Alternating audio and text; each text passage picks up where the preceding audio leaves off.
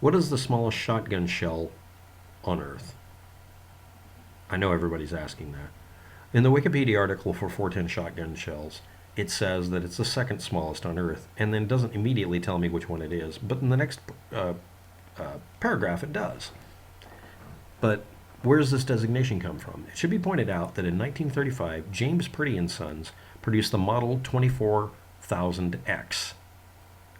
It was a 12 caliber rather than 12 gauge, 2,700 gauge, it's supposed to be 2,400 gauge, double barrel shotgun that chambered a 1/2 inch long, 18 caliber diameter shell loaded with 0.162 grains of powder to propel 2 grains of dust shot so King George V could hunt moths inside his house.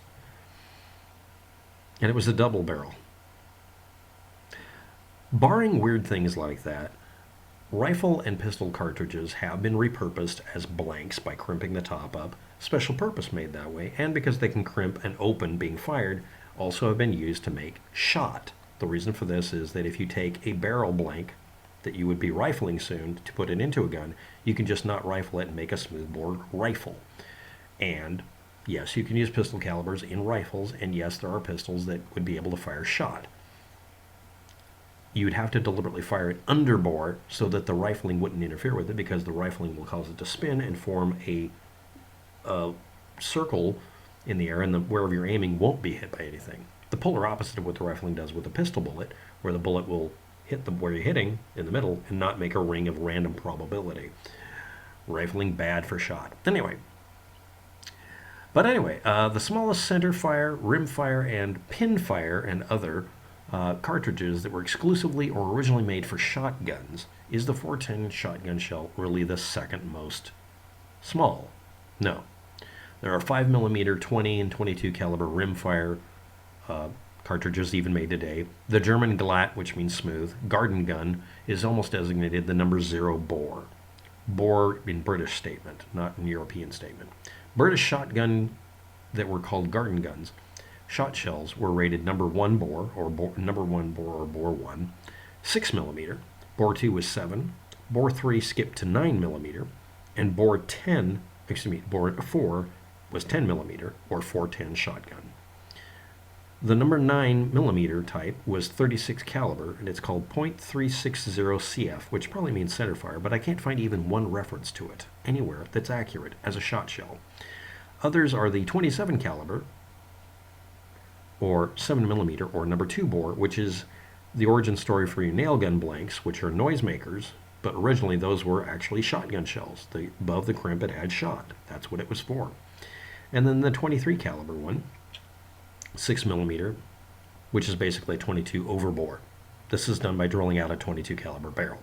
The 5mm ones are almost exactly designated 20 caliber, bored out pellet gun rifle.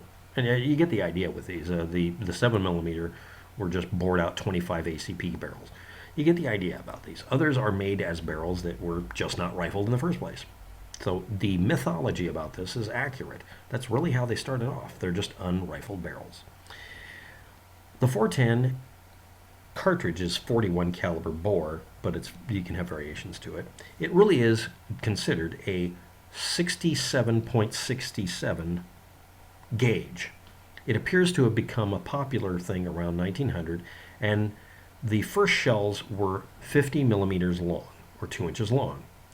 Some suspect that those arose from smooth sleeved inside of a rifled barrel, or bored out rifled barrels. This is borne out by just looking at the smallest diameters.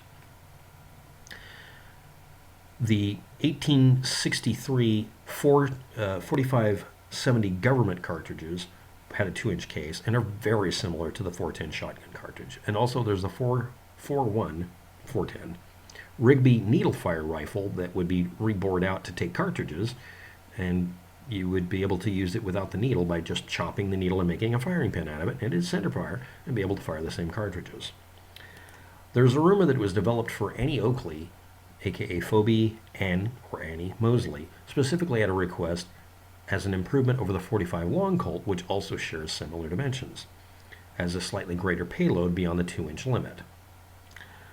But all original shotguns that ran the 410 were short 2-inch cartridges, so yeah, they didn't really change anything. Also, Eli Brothers Limited show the 410 centerfire and pinfire cartridges were available in 1857, and that was a couple of years before she was born, so she has nothing to do with it. It should be pointed out during her time, she would often promote guns at request as a promotional activity and get paid to do it, and would feature the guns. So she was strongly associated with certain things, and 410 shotguns looked normal shaped and normal sized in her arms.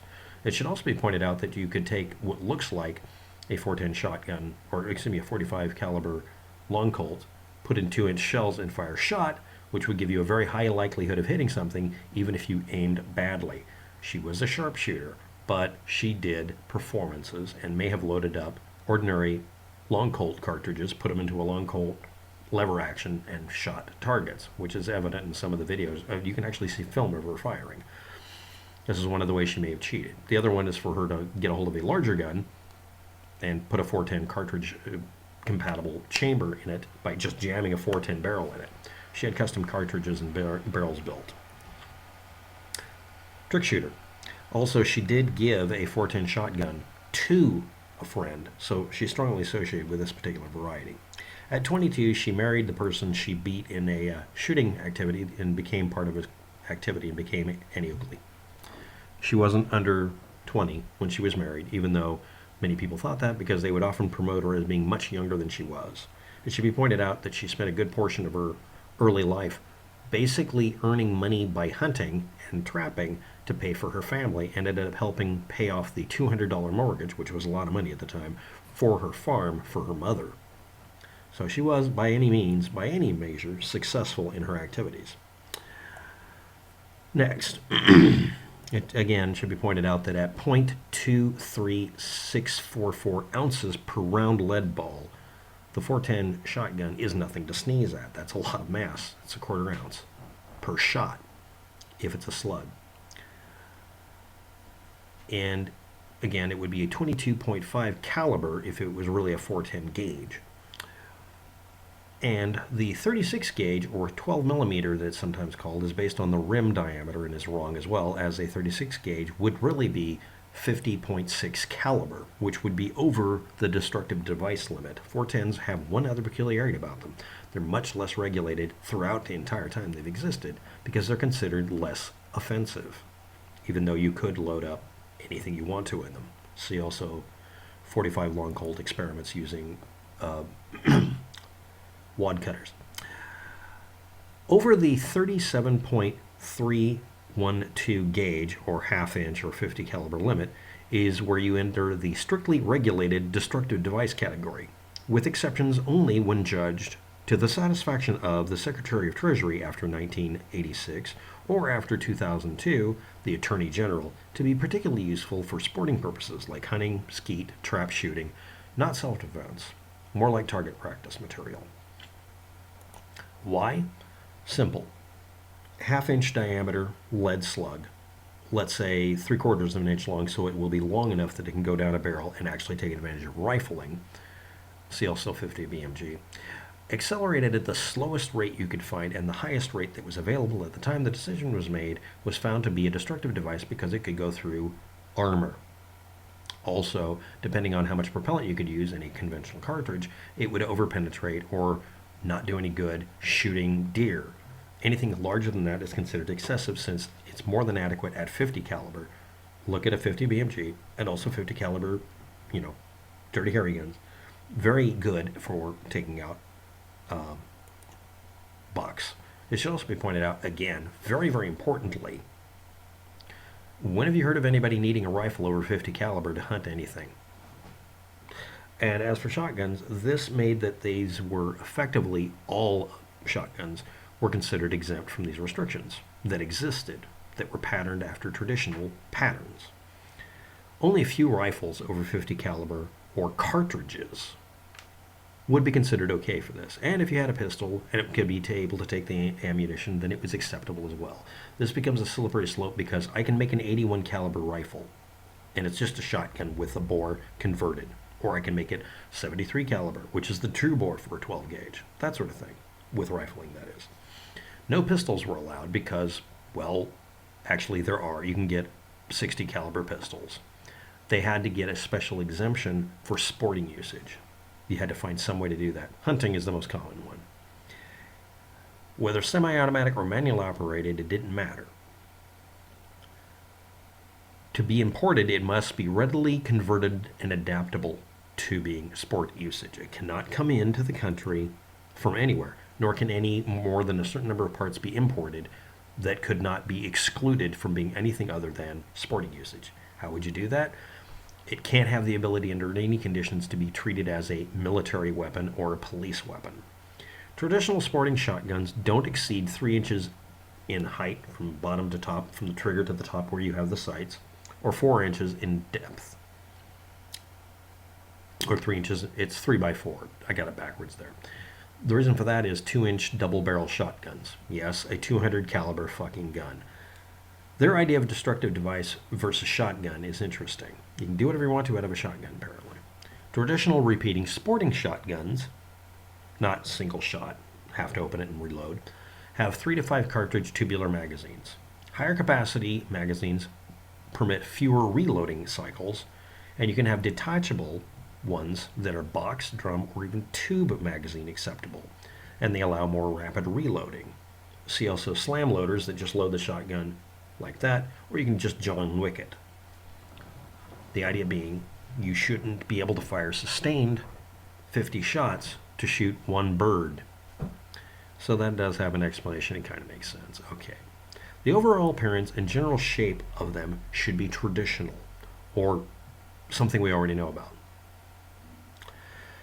Let's bring up the Daewoo Precision Industries USAS. In the initials there it says sporting.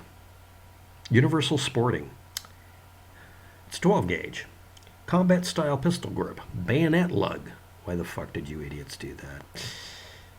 The weight, its size, its bulkiness, its design, its double mag capacity, its double buttstock barreled butt configuration using a detachable 12-shot box magazine that makes it 11 inches tall, or the 28-shot drum magazine that makes it 6 inches wide.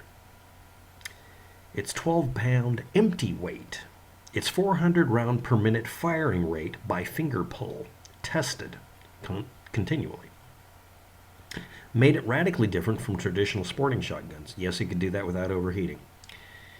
Extremely difficult to maneuver quickly for moving targets. Not really useful for shooting birds or rabbits. Awkward to carry for extended periods of time, or difficult to do so because it would wear you out from the weight. Mechanical shape of it made it hard to hold for some people.